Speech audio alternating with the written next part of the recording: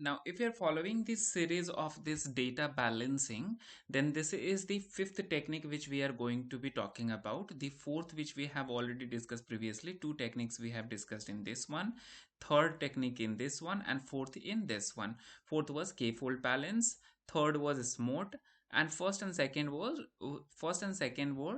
over and under sampling, right? So in the fifth one, we are going to be talking about ensemble technique.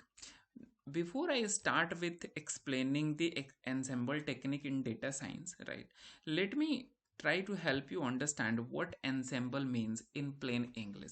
So if you go on Google and try to search for ensemble meaning, right, what it says is a small group of musicians, dancers, or actors who perform together.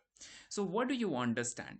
It's simply trying to say that ensembling means a group of individuals who have their individual level of skill sets, and they are complementing each other, right? They complement each other and ultimately comes up with a uh, very wonderful solution, right? Very wonderful product. That's what it is saying, right? That product is entertainment in the case of musicians and dancers.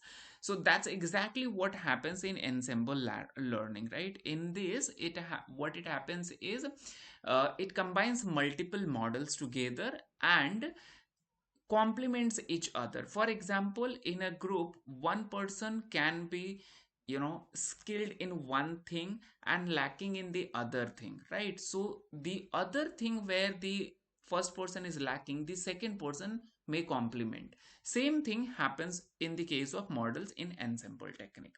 So here it will be group of models, and when you try ensemble, then ultimately what happens is at the end you can come up with a very good result, right? That's exactly what happens in the ensemble technique. Now, all the techniques which we discussed previously, what we were doing is first we were treating the data separately, first we were treating the imbalance in the data separately, and then we were building the model.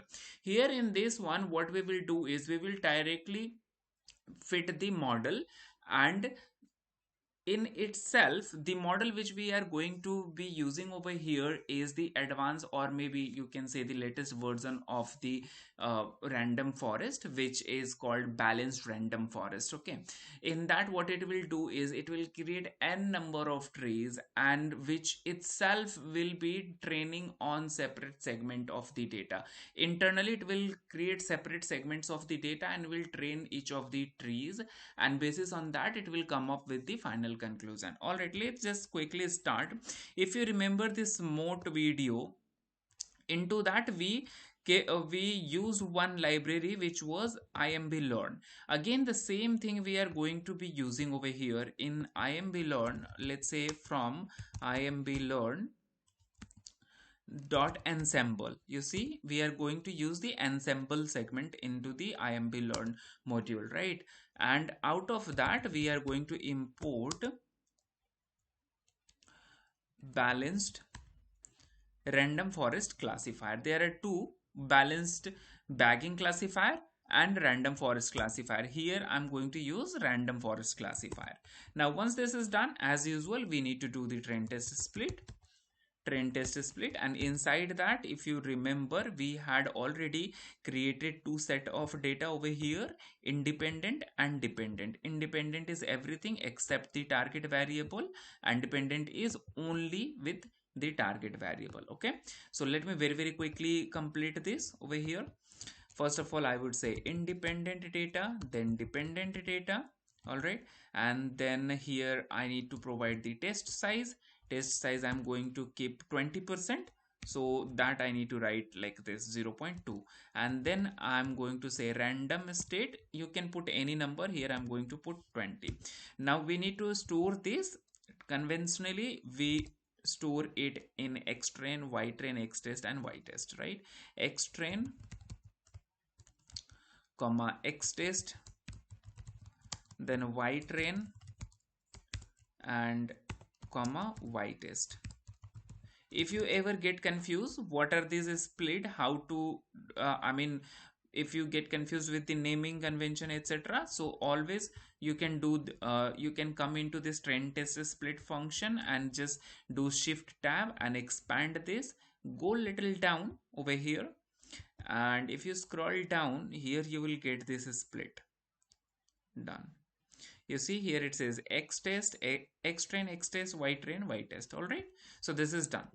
Now after that we need to create instance for this balanced random forest, right? So I'm going to say model equals to balanced random forest classifier, and into this you need to provide how many trees you want to create, right? Because we all know random forest is combination of multiple decision trees, right? So here how many decision trees that you want to keep.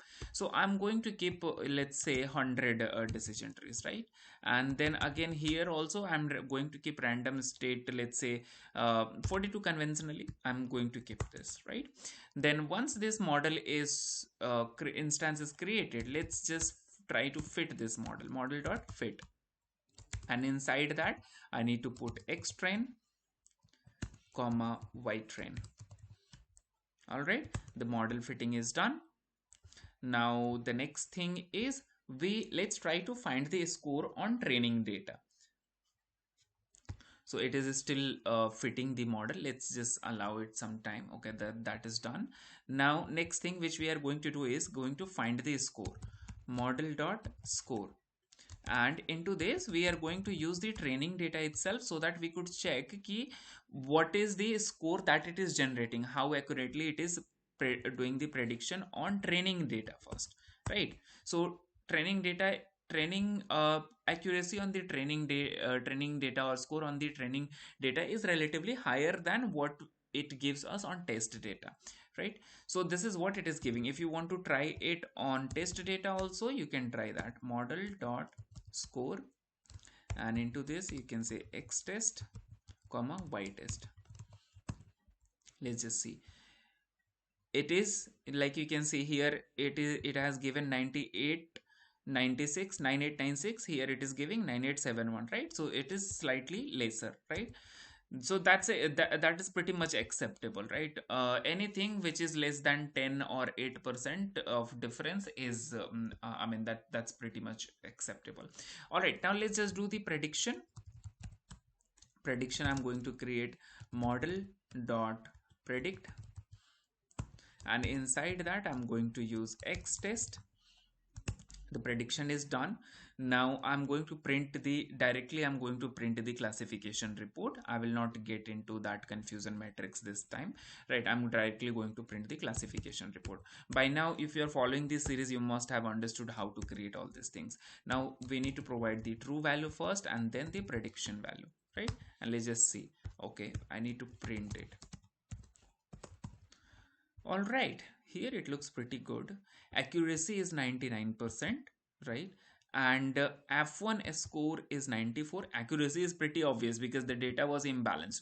But you see, F1 score is also pretty well, right? It is saying 94. It is, I think it is the highest in all of the balancing which we have done so far. In all of the, what I can say, in all of the five techniques which we have used, out of that, this is the highest one. Recall is 100% and precision is 88% for this class.